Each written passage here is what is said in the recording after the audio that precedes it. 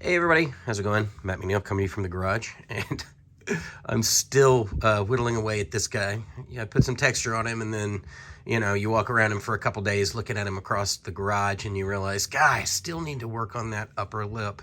So last night I literally went after that upper lip again, but I think it's moving in the right direction, and maybe this will be the last upper lip. But the reason I wanted to make this video is because a couple people sent me DMs and said, hey, they wanted to talk about the texture that I've got on this guy. And I have to tell you straight up that the texture on this guy is a direct result of a DM from a friend of mine, Marshall Bean, if you know him from around the sculpting forums and even Latex Mask Central. It's nice having people that you like and you trust and that are doing the same stuff, that when they reach out to you and say, hey, it's really good, but I think you can do better. You take it not as an insult or some sort of competition, but you go, you know what, he's right. And to be receptive to a bit of criticism like that, or not even let's not call it criticism. Let's talk helpfulness is everything, because oftentimes other people see things in your work that you don't see, particularly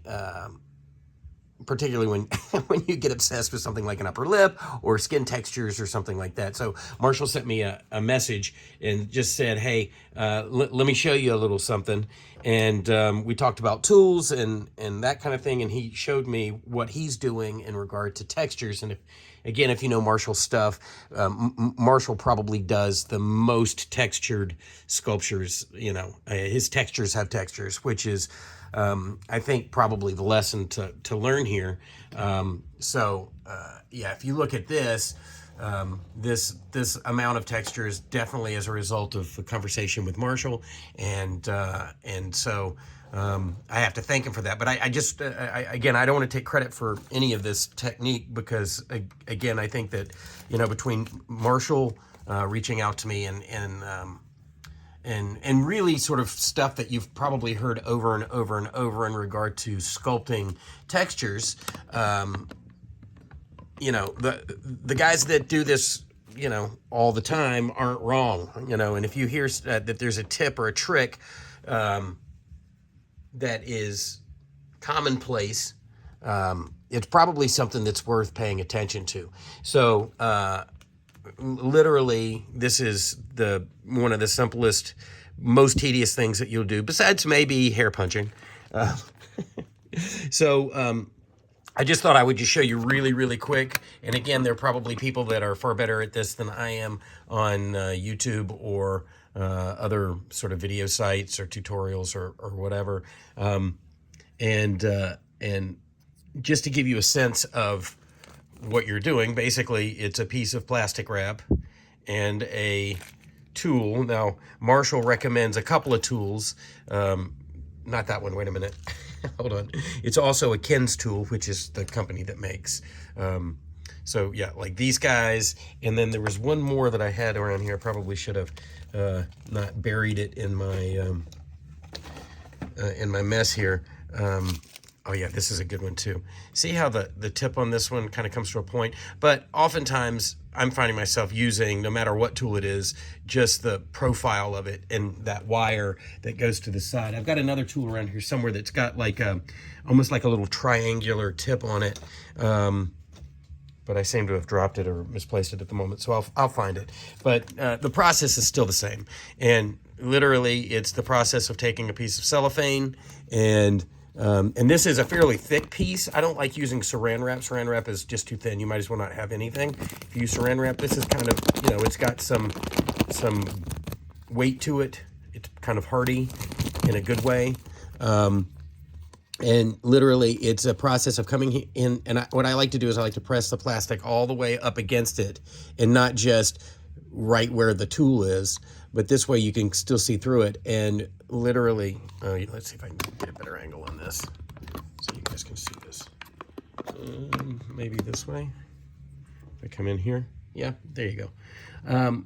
But it's a process of coming in and literally just kind of marking the clay. You don't push too hard You don't want to push too hard. You just want to make enough that it starts to make little dents in the clay. Now, the one thing I will also say is, you know, cellophane is great.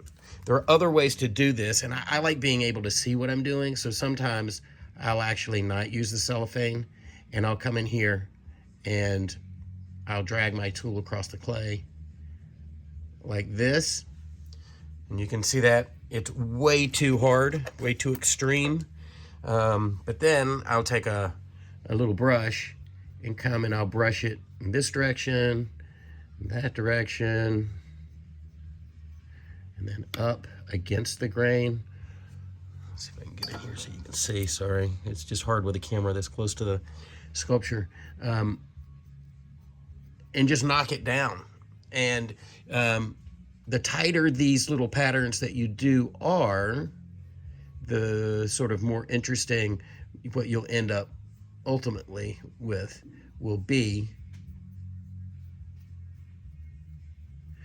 And, you know, so like I say, since I resculpted this whole upper lip last night again, I'll go and I'll do all of that.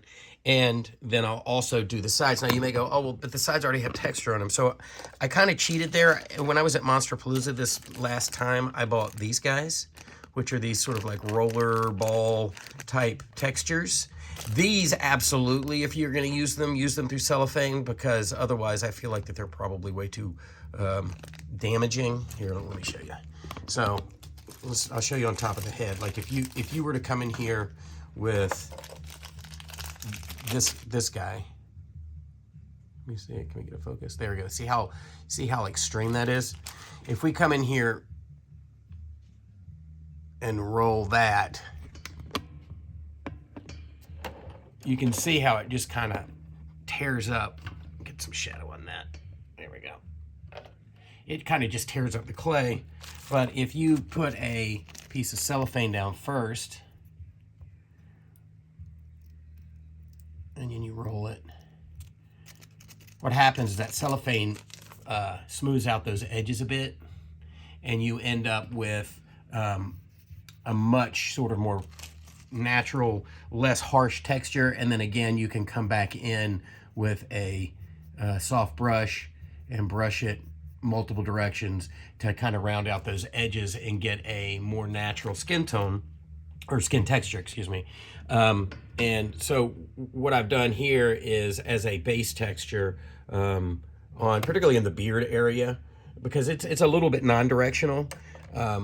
You know, I've rolled all of that out just to get me started, and then I'll come back in, and then I'll go in a direction, you know, like in and around the mouth and stuff like that, so that I get just sort of a breakup, and then I can come in and be directional. And I guess that's the other thing to talk about is skin patterns. So, like particularly on a forehead, you know, you have, there are multiple things at play when you're doing textures. You've got wrinkles, right?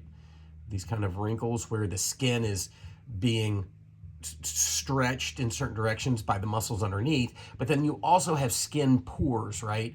And generally a skin pore is not going to ever turn 90 degrees, right? So you can have muscles put strain on your skin at 90-degree angles, but the skin texture, the pores, can and will be influenced by those directions, but will never actually, you'll never see a line in a piece of skin that should be like this end up going like this. So I guess what I'm saying is, like, even in a brow, like, so you see how these skin pores are going this way? That's because the skin is being stretched in that direction. And then when they go back up this way, those skin pores don't face straight up. They will turn a little bit as much as they can, but it's actually the muscle underneath the skin that's pulling that will end up influencing those textures. Now, I have not done the skin pore texture here yet, because when I was doing the mouth earlier, I went a little bit, I noticed that I wasn't really happy with these sort of Frankenstein brows that I had on this guy. They were a little bit strong. And with that light right now, it's kind of making it even more freak show. But so I'm in the process of sort of refining those eyebrow areas at the moment. So right in here has no no texture that I would claim as being proud of. But this stuff up here looks pretty great, thanks to Marshall and his technique with the plastic and literally just tiny little nicks moving in a flow around the forehead.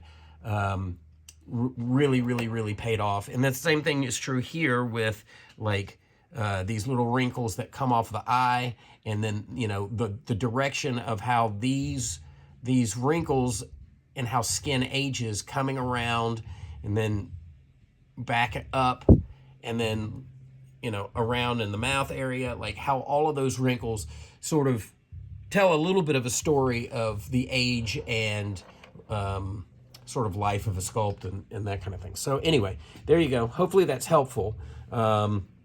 It really is just having good tools. And to be honest, if you don't have these tools, you could probably get away with a toothpick and a piece of cellophane. That would do it too. And then also a soft brush.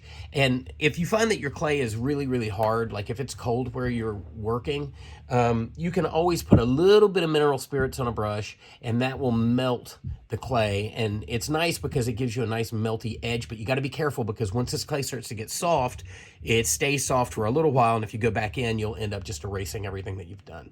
So be very careful with that. Another quick tip is to smooth out edges is if you don't want to use mineral spirits or naphtha, because we all know that naphtha is nasty, you could take a little bit of talcum powder and put talcum powder on a brush and go in, and what it'll do is it will softly remove the edges off of the textures that you're doing. And if you can see, I don't know if you can see because I've gone over this guy so many times, I did a talcum powder pass and it worked quite well. So you know, this kind of brush, or even if you're doing large areas, this kind of brush, little chip brush with some talcum powder on it.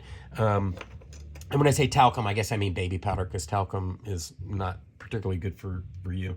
And I don't even think they sell it anymore. So, but I'm old, so there you go.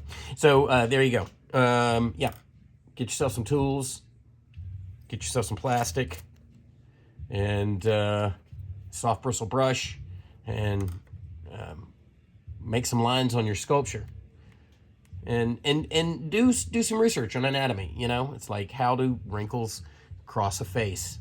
And that's really where I'm at the moment.